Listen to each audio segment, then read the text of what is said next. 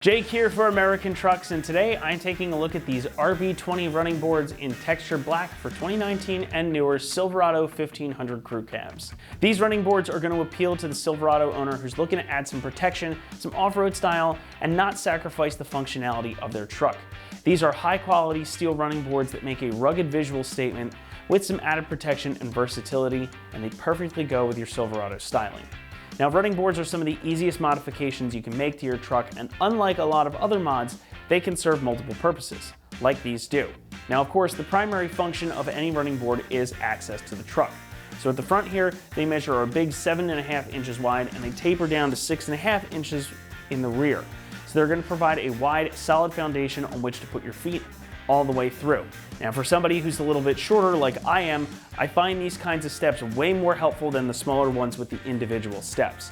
It's a good, stable platform to lift yourself up on, and you have access the entire way through. So that's going to be especially helpful if you've got a lift on your truck or if you're planning on fitting one in the future.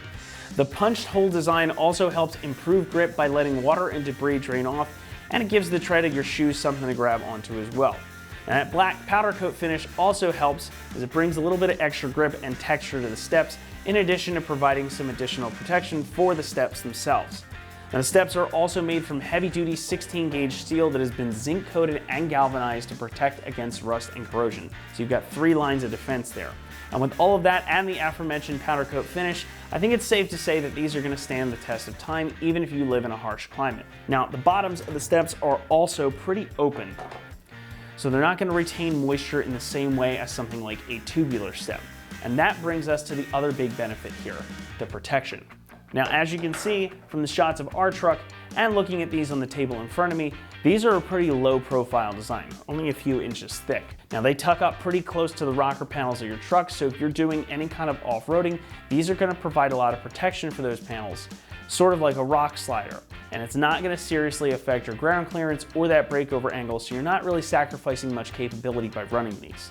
And that tough construction we were just talking about means that if you do happen to hit them on something, they're going to be able to take the beating. Now, when it comes to price, these are going to be a little on the expensive side. About $600 is the going rate, and that's going to fall towards the top of the category as far as price. Now, these aren't going to be quite as expensive as some of the other larger steps or the electric folding ones. However, I do think these present a good value because of that construction, the clearance and protection they provide, as well as the accessibility factor. So all of that taken into consideration, I would say that $600 really isn't too bad. Now, as far as installation goes, these are going to get an easy 1 out of 3 on the difficulty meter, and should only take you about 2 hours to get them mounted.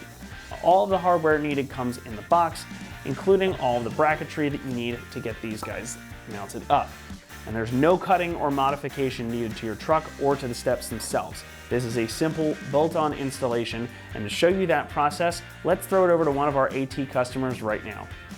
Okay, so this is the 3/8 impact I used for fastening the last bolts up there. This is the extension, 3/8 extension. This is the 1/2 inch deep well that I used. Every fastener was the same exact size, so 1/2 inch is the size for your fastener. The ratchet, any old flathead screwdriver to pop off those little grommets. The needle nose to help you pull the grommets out, Christmas tree grommets. And then just a typical box blade to help you with unwrapping all the hardware and stuff like that. All right, before we crawl underneath the truck, it kind of gives you a diagram here. It's under step 1, and this is where you're going to be mounting the plates to. So we're going to go ahead and pull out these plugs that come from factory, and it kind of denotes where the front of the truck's going to be. So if you're looking at the arrow pointing towards the front, you're going to do the 1st, the 3rd, the 4th, and the 5th hole. And that'll be your 4 mounting brackets per each side. So we're going to crawl underneath the truck. We'll show you where those are, and we'll go ahead and pull them out. Okay, so these are the plugs that you have to remove. There's one on the bottom and one on the top. The 2 little ones. There's several underneath here, but those instructions are pretty well detailed. So this will be the first one we're going to take out. We are on the passenger side. You're going to skip this one. This is now the 3rd hole. This will be your 2nd mounting bracket.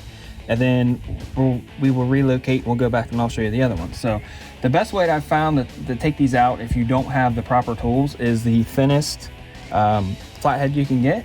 And if you get up underneath of them just a little bit, they'll kind of pop out. And then take a pair of needle nose pliers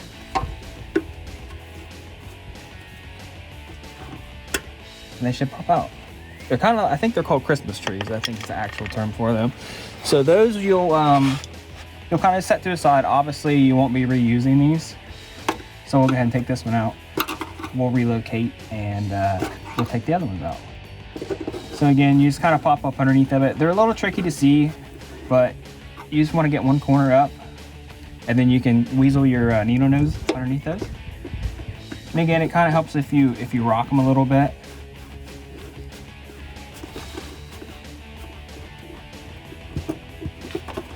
You'll feel them kind of go, come around them a little bit, and they just pop right out. Kind of pretty self-explanatory. But there are several of these. Okay, we're still on the passenger side. This is now the second bracket you're gonna put on. Of course, this was the first one. We're gonna skip this set, and we're gonna come over here to this one. I'm looking at the first one I took off, and they are already pre-threaded, so you don't have to worry about nuts or bolts on the other side of it. So again, like I said, we're gonna go up underneath of it.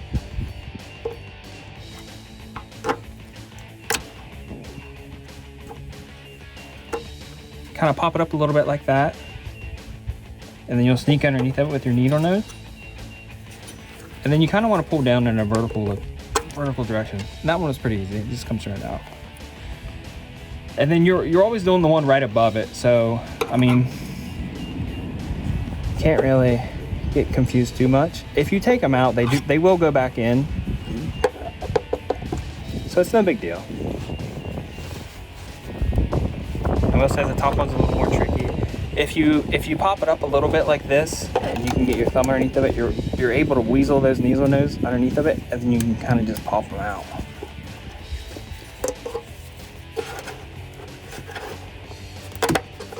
Okay, now we're gonna work on the fourth bracket location. So if you're gonna count the black plugs that you're taking out, we took out the first one, we skipped the second one, took out the third, that's your second bracket. Came down here, did the fourth, so this is technically the fifth hole. 1, 2, 3, 4, 5. Don't get it confused with this one. We're gonna go ahead and take this one out. You're always doing the one right above it. And like I said, if you mistakenly take the wrong ones out, they will go right back in. Just kind of pop them up there with the flat nose screwdriver. Then underneath them with your flat nose pliers, or needle nose pliers. And they do make a special tool for this. It kind of looks like a pry bar, and it'll horseshoe around these, which will make it quite easier. But if you don't have that tool, you can still do it with just basic hand tools.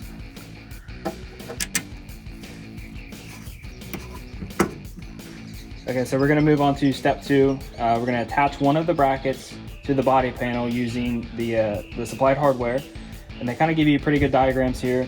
Again, you can see the plugs that we just took out, and then they're showing you the proper way to install it onto the up underneath the body panel there. So if you take a quick glance at how I have these laid out, you can kind of match it up. And of course, when we get underneath the truck, you'll see that this little notch here has a hole in it for the supplied hardware, and of course up here. So if you remember, underneath the truck, we were just taking out those 2 plugs that were right in line with each other. That's exactly where they're gonna go. So the attached hardware is over here in this bag, and it was they're both the same size. They did come with little detailed instructions in them, kind of give you what they were, but they're both the same size and the same thread. So we'll crawl underneath the truck with 2 of the fasteners, and we'll go over how their install goes there. Okay, so we are on the passenger side. This is the first mounting location. So what I'm gonna do is I have 2 of the fasteners in my hand, and of course they can only go on really one way. So I'm gonna line it up the best I can, and I'm just gonna lightly hand tighten a couple threads onto the top mounting location. Nothing crazy. So it'll hang there. Okay, so we have the top one lightly threaded in. This is the first bracket on the passenger side. What I have is a 3/8 drive, 1/2 inch deep well socket, and I have it on just a small extension here. And what I'm gonna do is I'm gonna come up underneath the bracket. There is a little hole for you. And you'll wanna put it through, there's a hole for where you mount it. And you kind of have to eyeball it and line it up with where you'll fasten it to. So it helps if you kind of guide it and then hold the bracket up. And then you can spin the extension and the socket on there. And again, we're just gonna lightly place these on here. And the reason for the deep well and the extension is it gets a little tricky to fit your hands up in there. Again, nothing crazy. Just gonna kind of snug it up there. Okay, just like that. Yeah, this is our third bracket. Top one first.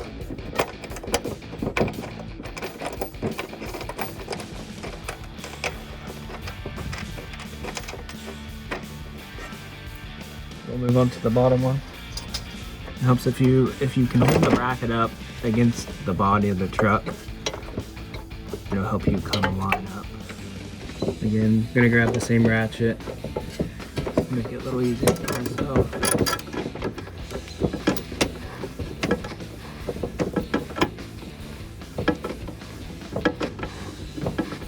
And then you'll really want that extension on because you can't reach up in there without the extension, even on a deep well.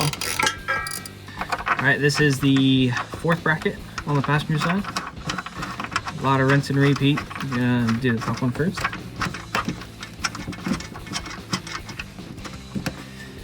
These brackets kind of have like a slot in them, so even though it's loose, it'll still move up and down.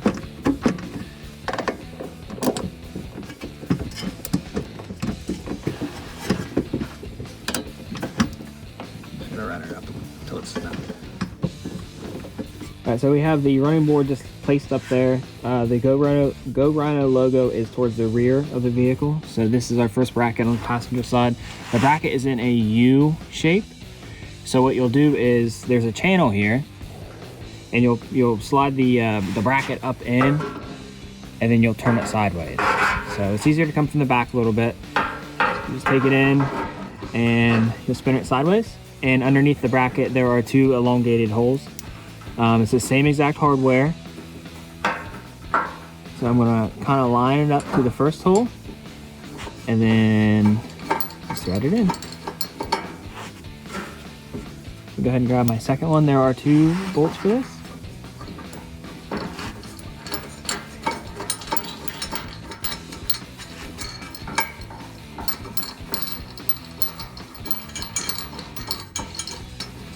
Okay, we're on the second one. It's the same process, U side down.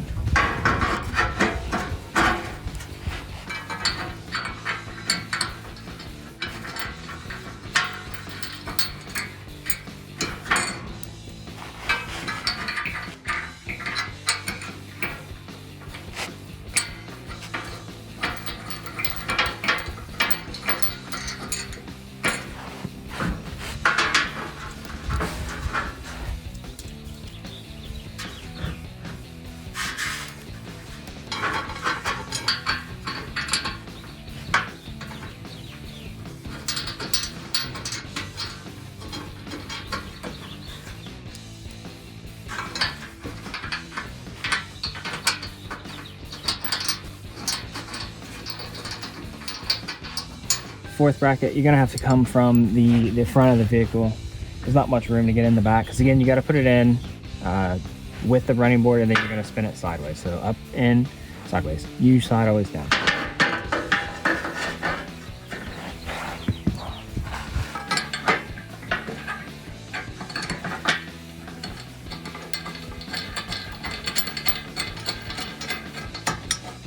We're gonna leave everything loose because this allows you to slide the running board forward and backwards. So next step, we'll get back underneath the truck and we're gonna tighten these up. Okay, so what we have is our 1/2" deep well socket again. I have it on a ratchet. We're gonna do this, this is the very first mounting bracket we put on. I'm gonna hold it up all the way, and we're going to tighten the top one. Again, if you remember, we kind of finger tighten these.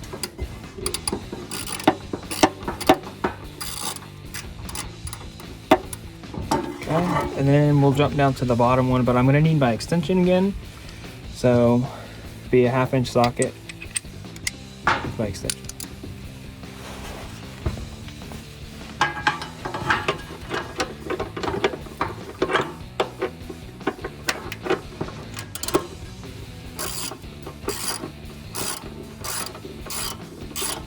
All right, now we're on to the second bracket.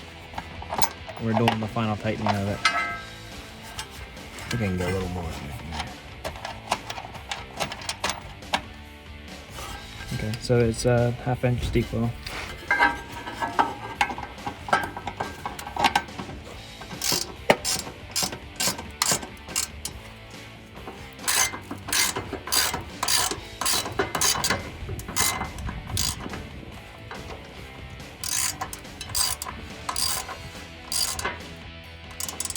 Alright, now we're on to the third bracket. It's a 1/2 inch socket.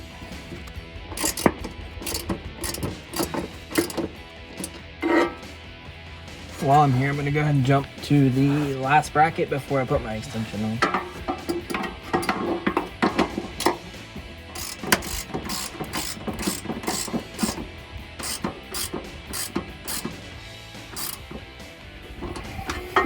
I'm just kind of snugging them up.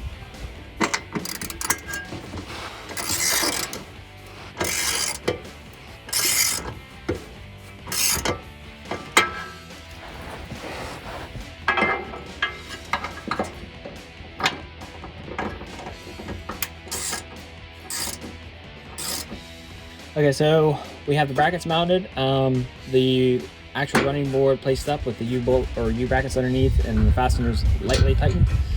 I moved it back and forth. I got it where I want it, so I'm gonna go ahead and tighten these up. So what I have is a 3/8 drill or impact, and I have my extension and my 1/2 inch deep well.